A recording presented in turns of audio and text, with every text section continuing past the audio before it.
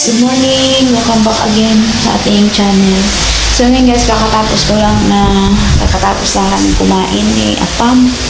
At naglinis na rin ako. At ngayon, maliligo na ako gawa ng magsisimula na tayo sa ating polvoron. Kasi mamayang gabi, pastillas naman mga mi. So ayan, maraming salamat. At kahapon, Lunes na naman. So ayan, storytelling tayo mga mi. Mga halagang 1,000 dapat ang magiging benta natin. 1,055. So may natira pa ng ilang piraso yung anak ng babae, kaya yung benta natin ay 1,050 and glory to God, thank you Lord. Yun, nakapamili ulit tayo ng mga paninda na gagawin natin for today. So ayan, lagyan ng mga kayamanan yung ating pagtitinda. At maraming salamat po.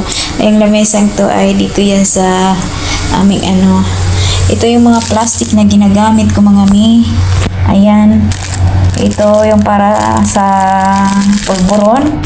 Ito sana pwede dito sa polvoron pastillas, kaso wala pa akong pang seal. Mukhang maganda kaso may kamahalan lang tong plastic na to. Ito din kailangan may pang seal pa. So ito naman yung aking lagay ng mga dati nagagawa tayong yellow, ngayon hindi na. Lagayan ko na ng coins pag kasi madalas po barya po ang kanilang benta sa school. So ito naman yung ating mga gupit-gupit na para sa ating pastillas namin. So ayan, nitong nakarang araw ilagay ko dyan. Nagawa ko ng pastillas na may tawag nun? Trinkets, ilagay ko na lang dyan. So, ito na yung lagayin kong harina sa araw-araw. Kalahati po ng flour ang niluluto ko. Tsaka isang ganito. Ayan. Lagay ng butter, dalawang butter. Ayan.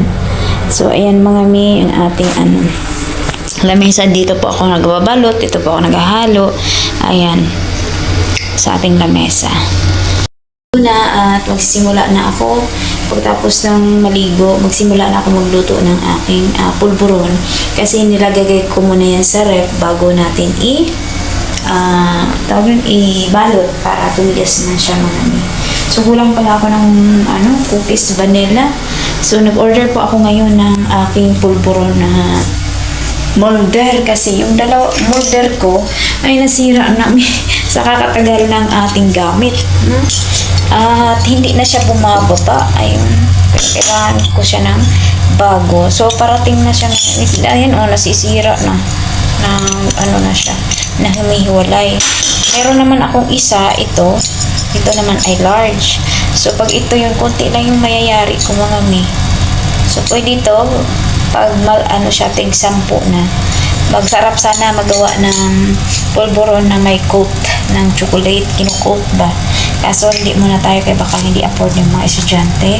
So ayan, dito muna tayo sa ating daily para makabawi-bawi naman ang ating Alam mo, nagsimula lang ako sa pastillas sa lagang 200. At yan, tuloy-tuloy na ang ating basta may pasok mga mi. Ayan, salamat sa Lord. At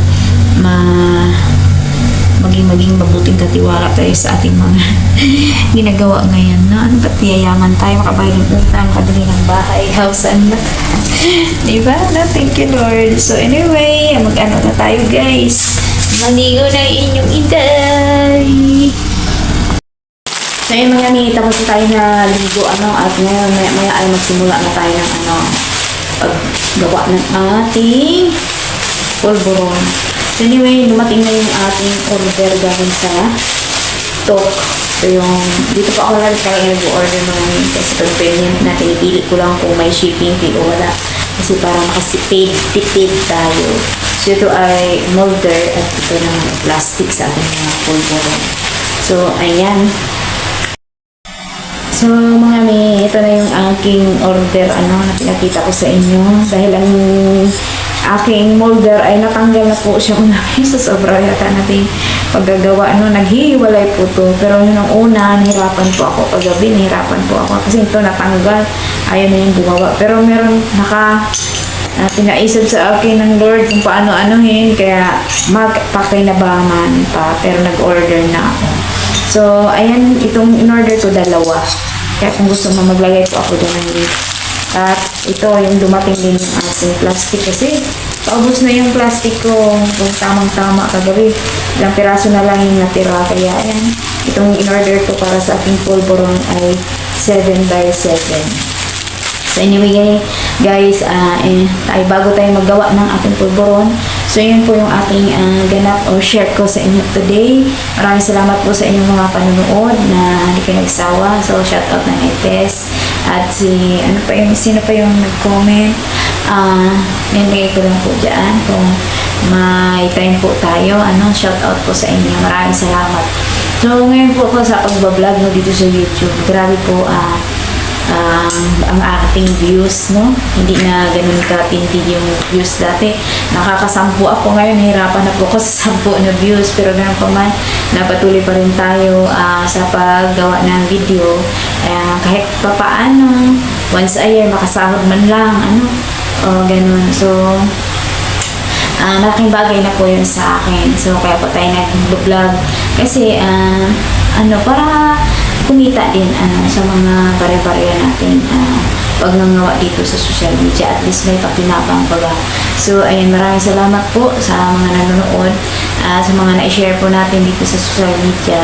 Yun po yung mga madalas nating purpose. So, pag target po talaga natin na malaking sahod, huwag po tayong mag-expect. So, yun nga lang, habang tumatagal, i-enjoy mo na lang. Kasi kaysa na-expect po tayo, nawawala sa tayong gana. So, yun lang mga may, ganun din po yun sa pagtitinda sa negosyo. Nawawalan tayo ng gana, pag walang benta, walang kita. Pero hindi po yun kundi i-enjoy mo lang at mararamdaman mo maya-maya pumapasok na yung blessing. Ayan, kaya salamat po sa iyong panonood. Nawa, ayan, tuloy lang tayo, kahit walang ganang nanonood. Minsan nahina din ako, pero sabi, yun nga, pag ang sumusuko, hindi magwawagi. So, ayan lang po namin. Kaya maraming salamat pa rin sa mga nanonood. So, yun lang yung ating update for today. Maraming salamat sa inyong panonood. See you in my next vlog. And God bless everyone. Kung hindi ka pa nakasubscribe, please subscribe na rin. And comment down below. And thank you so much. Don't skip the ads. God bless. See you in my next vlog. Ito na mga may. Sisimula na ako. Maraming salamat sa iyong panonood. Ayan, nilagyan natin crinkles yung ating pastillas for today's video. 2 kutsara ang ganito sa isang So, ayan. Salamat sa iyong panonood. God bless po everyone. Nawat okay sa alright po ang lahat. No? See you my next vlog again. God bless. Bye!